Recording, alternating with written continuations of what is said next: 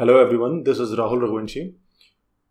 My SSC CGL 2016 rank was 42, and because of that, I am right now posted as income tax inspector. In Tier 1, my English I'll focus on English in this video. In Tier 1, my English marks were 24 out of 25, and in Tier 2, my English marks were it was around 170. I don't remember exactly. It was around 170 out of 200. So because of all that, I got All India rank 42 in SSC CGL 2016. So first of all, I'll tell you the role of GALE in my life.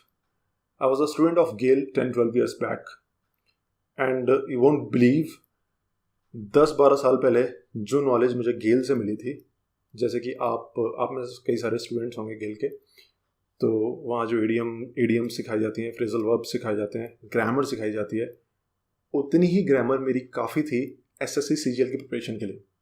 उसके अलावा जो मैंने बचपन में सीखा था, उसके अलावा आप मान लो कि मैंने सिर्फ एक बुक पढ़ी होगी, वो भी पूरी तरह से नहीं पढ़ी थी, और उतनी ही नॉलेज जो मैंने गेल में सीखी थी प्लस 10% और नॉलेज मैंने कहीं से ले ली होगी. That's it was sufficient for SSC CGL examination.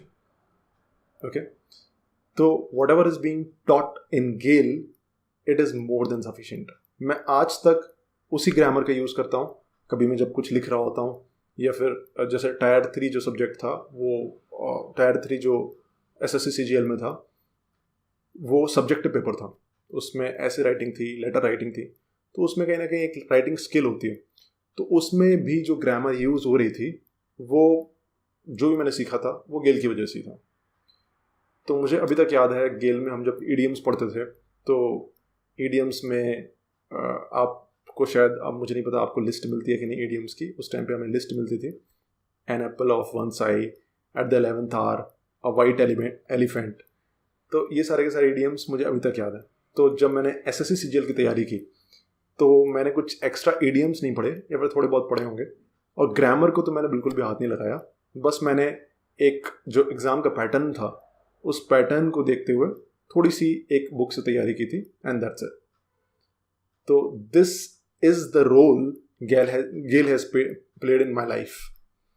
इसके अलावा आप देखते होंगे वहाँ पर एक लाइब्रेरी है, और लाइब्रेरी में कई सारी बुक्स हैं पर्सनली डेवलपमेंट की, सेल्फ इम्प्रूवमेंट की. सो आई स्टिल रिमेंबर जब शिवपुरी में एक मेला लगता है, उस मेले में बुक्स का मेला लगता है, बुक फेयर. तो जब मैंने सर से पूछा कि सर मैं कौन सी बुक खरीदूँ वहाँ पे जाके, तो सर ने मुझे बोला कि तुम How to Win Friends and Influence People खरीद लो, लोक व्यवहार. तो मैंने वही बुक वहाँ से जाके खरीद ली. उस टाइम में मेरी इंग्लिश इतनी अच्छी नहीं थी, तो मुझे इंग्लिश की बुक समझ में नहीं आती थी स्कूल टाइम पर. तो मैंने हिंदी में वो बुक खरीदी थी, और यू डोंट बिलीव कि आज तक उस बुक का इम्पैक्ट मेरी जो करियर है, मेरी लाइफ है, उसके ऊपर है. उसके बाद मुझे बुक्स की पढ़ने की काफ़ी आदत पड़ गई, और आज मैं बुक्स पढ़ता हूँ. जैसे मेरी टेबल पे भी काफ़ी सारी बुक्स रखी हुई हैं, तो अभी मैं ये सारी की सारी बुक्स पढ़ता हूँ. और मेरे Amazon Kindle में भी, जो मैं फ़ोन पर बुक्स पढ़ता हूँ, उसमें भी एक बड़ी सी लाइब्रेरी है, कई सारी बुक्स हैं. तो जो गेल से मैंने इतना टाइम पहले सीखा था, वो मेरी लाइफ में आज तक काम आ रहा है. चाहे वो इंग्लिश हो, चाहे वो पर्सनैलिटी डेवलपमेंट हो, चाहे वो कोई और भी चीज़ हो. तो many of you are a student of GALE right now. तो मैं आपको बस यही बताना चाहूँगा कि गेल में what ever is being taught it is more than sufficient. तो वहाँ जितना भी पढ़ते हो आप अच्छे से पढ़ो. इसके अलावा एग्ज़ाम से रिलेटेड कुछ बातें करते हैं. एग्ज़ाम से रिलेटेड मैं आपकी आज 3 मिथ्स हैं वो ब्रेक करना चाहता हूँ. वो 3 मिथ्स क्या हैं? वो 3 मिथ्स में से सबसे पहले ही मिथ्स ये है कि जब हम कुछ पढ़ते हैं, तो लोग हमें बोलते हैं कि जैसे आप अभी इंग्लिश पढ़ रहे हो, तो जनरली लोग आपसे बोलेंगे कि इंग्लिश आपको इसलिए पढ़नी है क्योंकि because you have to crack an exam. और या फिर आप कभी भी कोई भी पढ़ाई करते हो, मैथ्स पढ़ रहे हो, इंग्लिश पढ़ रहे हो, जीएस पढ़ रहे हो, कुछ भी पढ़ रहे हो, तो हमेशा आपसे यही बोला जाता है कि you are studying this because you need to crack some exam. तो व्हाट हैपेंस इज, आपके दिमाग में बैठ जाता है पढ़ना क्योंकि एग्ज़ाम क्रैक करना है. लेकिन एक्चुअल में हम पढ़ाई क्यों करते हैं? एक्चुअल में हम पढ़ाई इसलिए करते हैं because we need to learn something. तो जब हम ये सोचते हैं कि पढ़ना is equal to cracking some exam, तो हमारा पढ़ाई में मन नहीं लगता। कब तक हम उसके बारे में सोचते रहेंगे कि एग्जाम क्रैक करना है, फिर पढ़ाई करनी है, एग्जाम क्रैक करना है इसलिए पढ़ाई करनी है। ये ज़्यादा लंबे टाइम तक नहीं चल पाता। ये पहली मिथ है। तो जब भी आपको पढ़ाई करनी है तो यू नीड टू थिंक कि आप पढ़ाई इसलिए कर रहे हो क्योंकि आपको कुछ नया सीखने को मिल रहा है। जैसे आप गेल में इंग्लिश सीखने के लिए जाते हो, तो आप ये मत सोचो कि मुझे एग्जाम क्रैक करना है। हमेशा ये सोचने की जरूरत नहीं है। कभी कभी सोच लिया ठीक है, लेकिन ज़्यादातर आपको क्या सोचना है कि आपकी वो इंग्लिश है वो स्ट्रांग हो रही है। वो आपकी जो आप एक कुछ नया सीख रहे हो इंग्लिश में, जो आपकी लाइफ में कभी काम आएगा। जैसे आप कभी कोई बुक पढ़ रहे हो तो आपको काम में आएगा।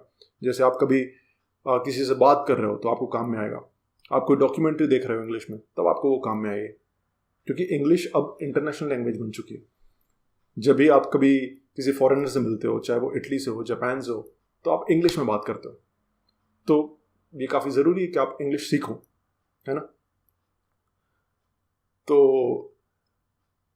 आपको अपनी जितनी भी पढ़ाई करनी है, I would say don't think much about the exam, think about what new you are learning. Okay, this is the first myth कि हमेशा एग्जाम के बारे में नहीं सोचना। सेकंड मिथ इज, अक्सर क्या होता है, बचपन से ही हमारे दिमाग में ये डाल दिया जाता है कि यार उसके लड़के को देखो कितनी अच्छी पढ़ाई करता है, उसके लड़के को देखो कितनी अच्छी, किस एग्जाम में निकल गया है, इतने ऊपर पहुंच गया है, ये पहुंच गया है, वो पहुंच गया है। तो कहीं ना कहीं हमारे दिमाग में ये वायरिंग सेट हो जाती है कि हम हमेशा अपने आप को दूसरों से कंपेयर करते हैं। जब आपका पढ़ाई में मन नहीं लगेगा तो क्या होगा कि आप सोचोगे कि यार मेरा दोस्त या फिर कोई टॉपर एग्जाम का, कि वो कितनी अच्छी पढ़ाई करता है, मैं पढ़ाई क्यों नहीं करता। तो इसका जो आंसर है मैं आपको ये देना चाहूँगा कि कभी भी आपको किसी से भी अपने आप को कंपेयर नहीं करना है। क्यों? क्योंकि मान लो अगर आप आज 20 साल के हो, 21 साल के हो, तो 20 और 21 साल में लगभग 64-65 करोड़ सेकंड्स होते हैं। तो इतने सेकंड्स आपके किसी फ्रेंड ने, जिससे आप अपने आप को कंपेयर कर रहे हो, इतने सेकंड्स उसने अपनी लाइफ के अलग तरीके से जिए हैं आपसे, सेम नहीं जिए, अलग तरीके से जिए, तो उसका दिमाग डिफरेंट होगा। हो सकता है उसकी पढ़ाई में मन लगे, ज़्यादा मेहनत करता हो, आपका एकदम डिफरेंट है। आपने उतने ही करोड़ सेकंड्स अलग तरीके से जिए, तो आपका जो दिमाग है वो डिफरेंट तरीके से चलेगा।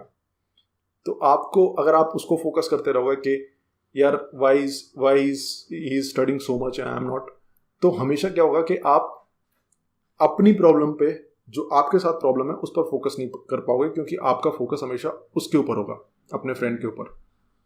तो आपको क्या करना है, अपने आप को कभी भी किसी से कंपेयर नहीं करना चाहिए। Okay, you and only you are the hero of your life. हो सकता है आपका जो फ्रेंड है वो अपनी लाइफ का हीरो, लेकिन आप अपनी लाइफ के हीरो। और आपकी जो लाइफ स्टोरी है दैट इज यूनिक। आपकी जो प्रॉब्लम्स हैं वो यूनिक हैं, वो किसी और की प्रॉब्लम्स नहीं हो सकती। इसलिए आपकी प्रॉब्लम्स का सॉल्यूशन, अगर आपका पढ़ाई में मन नहीं लग रहा है, तो वो आप ढूंढ सकते हो। वो आप किसी और के साथ कंपेयर करके नहीं ढूंढ सकते। आपको अपने ऊपर फोकस करना पड़ेगा कि आपका क्यों मन नहीं लग रहा, आप क्यों मेहनत नहीं कर रहे। जब आप अपने ऊपर फोकस करोगे, irrespective of others, then you'll find the solution. Okay, this was the second myth. Third is, हम सभी लोग ये बोलते हैं कि बड़ा सोचो, है ना, कभी छोटा मत सोचो। अब इसका इम्पैक्ट क्या होता है? बड़ा सोचना चाहिए, लेकिन हमेशा नहीं। हमेशा कब नहीं? जैसे मैं एक एग्जांपल देकर समझाता हूँ। आज सुबह मैं उठा 7 बजे। आज तक मैंने कभी 8 घंटे की पढ़ाई नहीं करी लगातार, या फिर पूरे दिन भर में मैंने, मान लो कि 8 घंटे की पढ़ाई कभी नहीं की। जनरली सभी के साथ में होता है, ठीक है। लेकिन आज सुबह मैं जब सुबह उठा और मुझे लोगों की बात याद आई कि बड़ा सोचो, तो मेरे दिमाग में क्या आएगा कि बड़ा टारगेट बनाना है मुझे। तो मैं अपना टारगेट बनाऊंगा कि मुझे रात तक 8 घंटे की पढ़ाई करना है, अपार्ट फ्रॉम कोचिंग, है ना। और मुझे इंग्लिश का ये तैयार करना है, मैथ्स का ये तैयार करना है, मैथ्स के इतने क्वेश्चंस करना है, और जीएस का इतना पार्ट मुझे ख़त्म करना है आज, ठीक है। तो बिकॉज ऑफ दैट वायरिंग कि आपको बड़ा सोचना है, आप बड़े टारगेट्स बनाते हो, और वो बड़े टारगेट्स अनरियलिस्टिक हो जाते हैं। और जब आप अनरियलिस्टिक टारगेट्स सेट करते हो यहाँ पर, तो आपका एक्चुअल अचीवमेंट, क्योंकि आपने 8 घंटे तो कभी पढ़ाई की नहीं, तो फिर आप आज कैसे बोल सकते हो कि 8 घंटे की पढ़ाई करोगे, तो हो सकता है कि आपका जो, और जनरली होगा भी ये, कि आपका जो अचीवमेंट होगा वो यहाँ पर होगा, तो इतना गैप रह जाएगा इसमें, और हमेशा इतना गैप रहेगा। आपने देखा होगा कि आप जो भी अपने day to day target set करते हो उनमें से ज़्यादातर आप अचीव नहीं कर पाते। तो हमेशा क्या होता है, आप यहाँ होते हो, आपका टारगेट यहाँ पर होता है, और ये जो गैप है इसकी वजह से आपके अंदर आता है फ्रस्ट्रेशन, इसकी वजह से आपके अंदर आता है रिग्रेट, डिस्करेजमेंट, और ये जो सारी नेगेटिव फीलिंग्स हैं ये आपकी पढ़ाई के साथ एसोसिएट हो जाती हैं। And when negative feelings get associated with your studies, what happens is you don't feel like studying, मन ही नहीं करता आपको पढ़ने का, क्योंकि पढ़ाई से नेगेटिव फीलिंग आने लग जाती है। Okay, so what you need to do, you will have to set realistic targets जो आप अचीव कर सको। और रियलिस्टिक टारगेट्स आप कैसे ढूंढोगे, जो आप पहले अचीव कर चुके हो। Okay, you will have to compete with yourself, not others. Sachin Tendulkar ने एक बार बोला था कि मेरा जो कंपटीशन है वो कोई और नहीं, मैं खुद हूं। ओके, जब वो बैड फॉर्म में चल रहा था, तो आप समझ सकते हो कि उसका माइंडसेट किस तरह का रहा होगा। अगर वो दूसरों पर ध्यान देता तो वो कभी भी उस बैड फॉर्म से बाहर नहीं आ पाते, क्योंकि वो इतने फ्रस्ट्रेट हो गए होते, है ना। तो the third is never set unrealistic targets because it will lead to discouragement, regret and all the negative feelings. तो 3 myths मैंने आपको बताए।